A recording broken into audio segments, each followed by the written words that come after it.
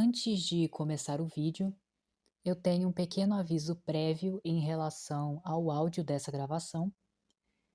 Eu tive alguns probleminhas técnicos em relação ao microfone, então em alguns momentos vocês vão ouvir a minha voz ficando mais alta ou até mais baixa.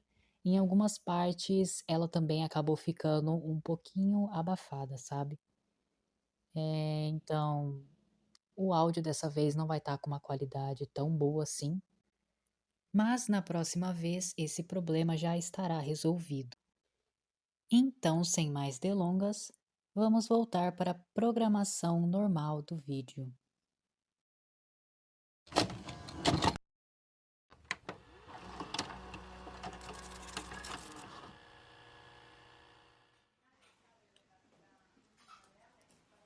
Ao deixar a xícara de café na mesa, Maia continuava a teclar em seu notebook, escrevendo o rascunho da matéria sobre Clemento. De súbito, Jason puxou a cadeira que estava diante dela, colocando sobre a mesa o generoso prato de café da manhã que ele preparou. Às vezes me pergunto como que você não passa mal depois de comer tudo isso, a ruiva comentou, dando uma rápida olhada na montanha de comida que o moreno pegou. A comida é de graça, tenho que aproveitar, ele respondeu, passando manteiga em um pão. Mas e aí, como está indo a investigação? A menção da palavra fez Maia mexer o joelho que estava enfaixado. Ela não tinha contado para seu colega sobre o que tinha feito na noite anterior. Depois de terminar isso daqui, eu vou atrás de um homem chamado Ivan. Ele é o pai do falecido Brian, o menino que foi encontrado morto na praia. Descobri ontem mesmo de algumas pessoas que ele costuma pescar durante a tarde e em dias específicos da semana. Ela respondeu, após dar um suspiro de cansaço. Já que a polícia se recusou a dar qualquer informação, só me resta ir atrás desse pescador. Com a boca cheia, Jason pegou a sua xícara de café. A jornalista fez o mesmo. E você vai falar com esse Ivan hoje? Perguntou o moreno, posteriormente pegando um pedaço de bolo. Sim, vou tentar mais tarde. Você conseguiu alguma informação que possa ajudar? Após engolir o que mastigava, Jason pegou uma tangerina e começou a descascar ela. Hoje mais cedo eu fui em alguns lugares da cidade para tirar umas fotos para a matéria. E para aproveitar para conversar com alguns moradores locais, principalmente os comerciantes. Todos sabem do incidente com o filho do pescador, mas quase nenhum deles acredita que foi culpa do tal monstro do farol. O pessoal daqui é bem descrente quanto a essa história. A maioria agia como se eu estivesse falando algum tipo de absurdo. Ao parar de teclar, a ruiva olhou na mesma hora para seu colega. E quem acreditava nessa história dizia o quê? Ela indagou, cruzando os braços sobre a mesa. Dizia que já tinha visto o monstro antes. Jason respondeu, pegando a xícara de café novamente. E o mais interessante vem agora. Essas poucas pessoas que disseram ter visto, falaram algumas coisas em comum, como o fato da criatura parecer um lagarto gigante, ter olhos escuros e fazer um barulho muito parecido com um chocalho. Acho que era esse o nome. Maia encostou-se na cadeira. Isso é praticamente o que está descrito naquele site, inclusive no vídeo, ela comentou pensativa. Aliás, você chegou a ouvir dessas pessoas sobre um tal de Gaspar? O moreno franziu a testa, refletindo sobre a pergunta. Engraçado, eu ouvi esse nome sendo dito em algum lugar que passei, mas não sei quem possa ser. Mas por que quer saber? A ruiva endireitou-se na cadeira e voltou a mexer no notebook. Eu também ouvi esse nome antes, mas não sabia quem era. Às vezes poderia ser útil para a investigação. Intuição, sabe? Ela mentiu, abrindo alguns arquivos na tela. Você ouviu mais alguma coisa que pode ajudar? Terminando de comer o último gomo da tangerina, Jason colocou as cascas da fruta dentro do prato. Não, era só isso que deu para reunir, ele falou, após se levantar e pegar o prato e a xícara. Vou começar a editar os vídeos logo. Deixar para a última hora é pior. Nos vemos depois. Após se despedir de seu colega, Maya pediu pelo serviço de cozinha do hotel e continuou seu trabalho por mais algumas horas, até finalizar o rascunho que tinha começado mais cedo. E assim que terminou seu almoço e salvou o texto na área de trabalho do computador, ela fechou o notebook e foi até seu quarto para guardá-lo e trocar de roupa. Quando saiu do hotel, a ruiva notou que o céu estava um pouco nublado, com uma leve e fria brisa passando por entre as árvores. Ao pegar o celular e olhar as horas, ela respirou fundo e depois começou a caminhar em direção à praia, que não ficava muito longe dali.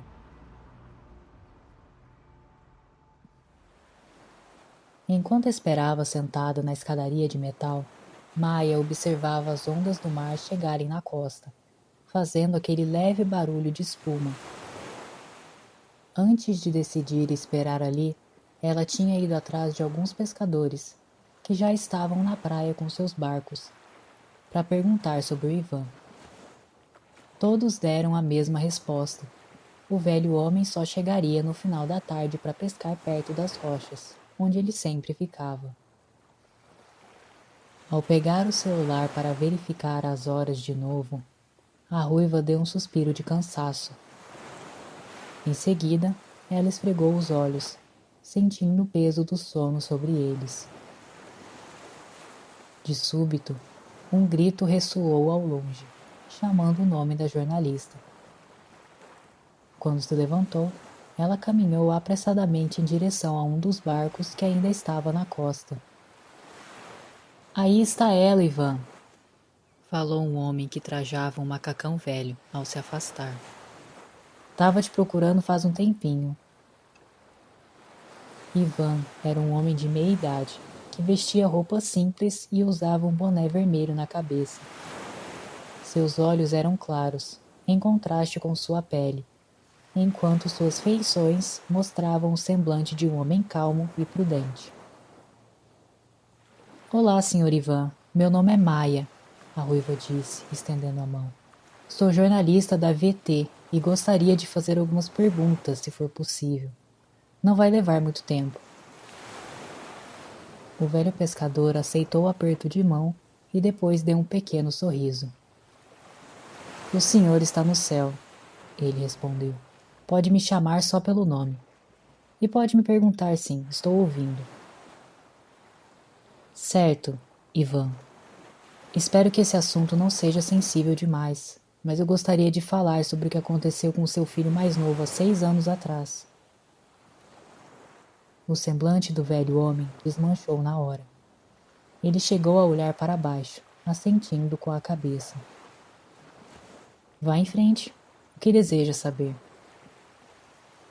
Toda a história, se possível, do começo ao fim. O que aconteceu antes do incidente, durante e depois. Pode me contar? Ivan virou-se para trás e pegou 2 caixotes que estavam dentro do barco. Ao colocá-los no chão, ele gesticulou para que a ruiva se sentasse em um deles. Posso primeiro perguntar o porquê que você está indo atrás dessa história? Maya ponderou por alguns segundos antes de responder. Uma pessoa me deu essa tarefa, e eu sou obrigada a cumprir ela. Então estou tentando desvendar o que aconteceu com seu filho. A polícia não resolveu o caso, não é? No céu, algumas gaivotas já estavam voando, esperando pela oportunidade de roubar algum peixe. Não. Disseram para mim que tinha sido ataque de animal, então arquivaram o caso. Mas eu não engoli essa história, Ivan falou, cruzando os braços. Então, pode me contar o que realmente aconteceu? E assim, do início ao fim, o pescador contou sua versão, dando o máximo de detalhes que ele se lembrava. No meio da conversa, um rapaz, de aparência muito semelhante à de Ivan, aproximou-se, ao mesmo tempo que carregava uma mochila nas costas. Esse é meu filho Oscar, o velho homem falou, gesticulando para o adolescente que tinha mais caixotes no barco. Esse é Maia, Oscar, uma jornalista que veio conversar um pouco com a gente. A ruiva brevemente cumprimentou o jovem. É sobre Brian? O garoto de cabelos cacheados indagou, sentando-se em seguida. Eu ouvi um pouco da conversa antes de chegar aqui. Sim, Maia confirmou. Seu pai contou o que aconteceu naquela época. Se incomodaria se eu fizesse algumas perguntas para você também? O rapaz meneou a cabeça, mostrando que estava disposto a responder. Seu pai disse que o primeiro a ver a criatura que atacou o barco foi o seu irmão, certo? Você chegou a ver alguma coisa? Eu vi uma sombra bem grande debaixo da água, indo em direção ao meu pai. E foi bem depois que o barco balançou do nada. Acho que ela tinha passado embaixo, por isso balançou. Consegue lembrar do formato dessa sombra? Oscar olhou para os lados, como se tal ato pudesse ajudar ele a se recordar de mais detalhes. Era comprido e meio largo. Com certeza não era um peixe daqui. Ele não fez nenhum som estranho. Não, ele era muito silencioso e forte. Na segunda vez que ele bateu no barco, eu e meu irmão caímos na mesma hora. Só que Brian caiu direto no mar. E depois, vocês não conseguiram encontrar ele, né? O adolescente meneou a cabeça em negação. A gente só encontrou o corpo dele depois, sem vida. Naquela hora, Ivan ajeitou seu boné. Maia sentiu uma pontada de culpa por trazer à tona um assunto ainda delicado. Mas ela não podia desistir de suas buscas. E como ele estava quando vocês encontraram ele? Ele estava com o corpo todo mordido, como se algum animal de dentes afiados tivesse atacado ele. A pele estava seca, mais pálida e fria. E também tinha um buraco estranho na testa, como se tivesse levado um tiro, sabe? Só que no lugar do sangue saía um líquido preto. Aquilo fedia muito.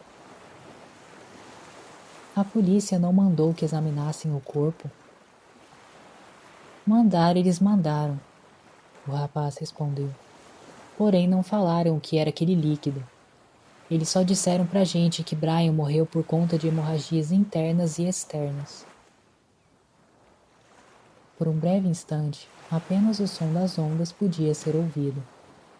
Maia lembrou-se que no site Arcanum havia um trecho que mencionava sobre esse líquido escuro. A polícia disse mais alguma coisa além dessas informações? Eles não disseram mais nada. O velho pescador interviu. Apenas que aquilo deveria ter sido ataque de algum animal marinho. Eles chegaram até a barrar a praia por alguns dias para investigar. Mas como não encontraram nada, arquivaram o caso e não se importaram muito. E só com os nossos depoimentos, sem prova nenhuma, não tinha como a gente insistir que investigassem. Isso me deixou muito irritado na época. De súbito, o celular da ruiva tocou. Ao olhar pela tela, ela viu que Jason tinha mandado uma mensagem. Ao rapidamente ler as primeiras palavras, ela percebeu que precisava terminar a conversa ali. Entendi. Se eu achar alguma coisa, com certeza vou contar para vocês, ela falou, levantando-se. Vou ter que ir agora, pois aconteceu um imprevisto. Muito obrigada por responderem as perguntas. E sinto muito por tocar em um assunto delicado como esse. Não se preocupe, Ivan disse, também ficando de pé. Espero que essa conversa tenha sido útil.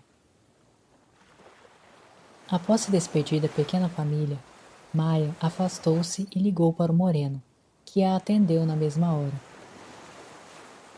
O que foi, Jason? Eu achei quem é esse tal de Gaspar. E quem é? É o faroleiro da cidade. Disseram que é um velho meio barbudo, de cabelo comprido, com uma cara de poucos amigos. A ruiva chegou a parar de andar quando ouviu a descrição que seu colega deu. Onde posso encontrar ele? Você sabe? Não exatamente, mas tem uma peixaria perto do centro que ele vai às vezes para ajudar o dono do estabelecimento. Vou te mandar as coordenadas no aplicativo. Ok, obrigada. Eu vou... Enquanto subia a escadaria de metal, Maia repentinamente parou de subir os degraus. Eu te ligo depois, Jason, ela falou, guardando o aparelho em seguida no bolso. Diante da ruiva, a poucos metros de distância, havia um menino de camiseta laranja, com uma bermuda preta e descalço. Seus olhos eram pequenos e escuros e seu cabelo era loiro. Uma expressão de curiosidade estava estampada em seu rosto. Era você que estava na caverna, né? A jornalista questionou, aproximando-se. O garoto afastou-se uns passos para trás. Está tudo bem, não vou te machucar. Apenas quero conversar com você. Após Maia terminar de falar, a criança virou-se e começou a correr escada acima, afastando-se dela. A ruiva prontamente começou a segui-la, percorrendo pelo caminho contrário ao que levava para o centro da cidade, indo em direção a uma pequena floresta que ficava em uma parte mais alta do penhasco. Quando adentrou nela, a jornalista foi desviando de algumas árvores, enquanto o menino corria logo à frente. Em seguida, ela passou por alguns arbustos e logo se deparou com a beira daquela parte do penhasco. Ao olhar para baixo, ela viu a criança descendo por uma escada de madeira, improvisada com tábuas e cordas, até chegar em um amontoado de pedras que não era alcançado pelas ondas do mar. Posteriormente, o menino olhou para cima e depois foi em direção a uma abertura que parecia a entrada de uma caverna.